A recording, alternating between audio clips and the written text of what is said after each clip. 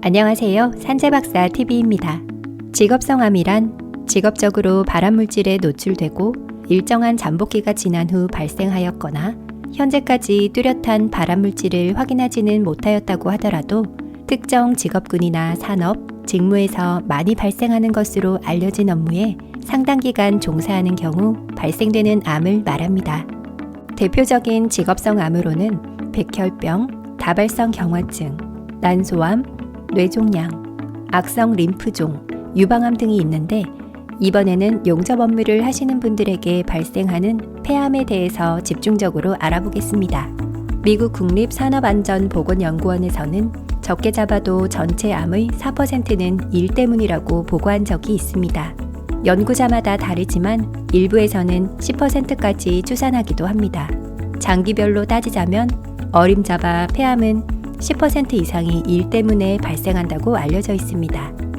세계보건기구 산하 국제암연구회의 분류에 의하면 발암성이 확실한 폐암 발암물질로는 흡연, 비소 및 그 화합물, 성면, 라돈 붕괴물질, 니켈 화합물, 육가크롬, 베릴륨과 그 화합물, 결정형 유리규산, X선과 감마선 등이 있습니다. 근로자에게 폐암을 유발하는 유해물질은 국제암연구소에서 규정한 결정형 유리규산, 라돈, 성면, 크롬, 니켈, 카드뮴, 비소 등 중금속, 다핵 방향족 탄화수소 및 디젤 엔진 연소물질 등이 있습니다.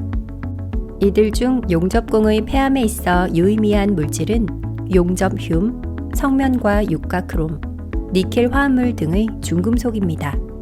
또한 1980년대에 실시한 용접 근로자의 폐암 위험도에 대한 조사에서 용접 근로자에게 폐암 발병 소지가 30에서 40% 높은 것으로 나타났는데 이는 용접 작업을 하면서 다양한 발암물질에 노출되기 때문입니다. 용접띰이란 용접 시 열에 의해 증발된 물질이 냉각되어 생기는 미세한 소립자를 말합니다. 당연히 용접띰에는 크롬뿐만 아니라 다양한 중금속이 포함되어 있고 과거에는 불바지포로 성면포를 사용하였기 때문에 성면에까지 노출되기 쉬웠습니다. 폐암이 직업병으로 인정받기 위해서는 다음의 조건이 필요합니다. 첫 번째, 원발성 폐암 진단이 정확한지. 두 번째, 직업적인 폐암 발암인자에 노출되었는지. 세 번째, 폐암 발암인자의 노출 기간이나 노출 수준이 폐암을 유발할 정도인지. 네 번째로는 폐암 발암인자의 노출 시기와 질병 진단까지의 기간이 잠복기를 충족하는지 따져보게 됩니다. 요약하면 폐암이 직업병으로 인정받아 보상의 대상이 되기 위해서는 폐암 유발물질 노출 기간이 최소 10년 이상이 돼야 하고 흡연, 방사선 치료 등 업무와 무관한 다른 폐암 유발 물질에 노출되지 않았을 것을 말합니다. 다음은 많이들 오해하는 사실에 대해 말씀드리겠습니다.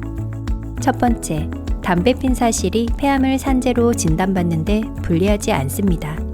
근로자가 폐암을 유발하는 직종이나 산업에 종사했음에도 흡연 때문에 산재 신청을 하지 않는 경우가 많습니다.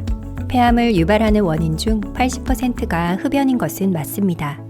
하지만 흡연은 오히려 산재 인정에 유리한 요인으로 작용할 수 있습니다. 흡연자가 성면이나 실리카 같은 발암물질에 노출될 경우 독성이 상승작용되기 때문입니다. 두 번째는 현재 사용하는 물질이 중요하지 않습니다. 8, 90년대 현장에서 성면으로 만든 보온재를 사용하는 것은 일반적이었습니다. 또한 용접 작업을 하면서 불똥이 튀는 것을 막기 위해 성면포를 많이 사용했습니다. 지금은 작업 환경이 개선되었기 때문에 성면포를 사용하지 않습니다. 그러나 폐암은 과거 유해물질에 지속적으로 노출된 결과이거나 상당 기간 잠복기를 거쳐 발병합니다. 때문에 현재의 발암물질 노출 여부가 결정적 요인은 아닙니다. 직업성 암의 경우 어떻게 질병이 발생하였는지 입증하기가 힘들며 조사 기간도 오래 걸리기 때문에 혼자 그 기간을 견뎌내기 어렵습니다. 저희 노무법인 이사는 산재만 전문으로 하는 노무사들로 구성되어 있습니다. 언제나 의뢰인의 편에서 함께하겠습니다. 지금까지 산재박사 TV였습니다. 시청해주셔서 감사합니다.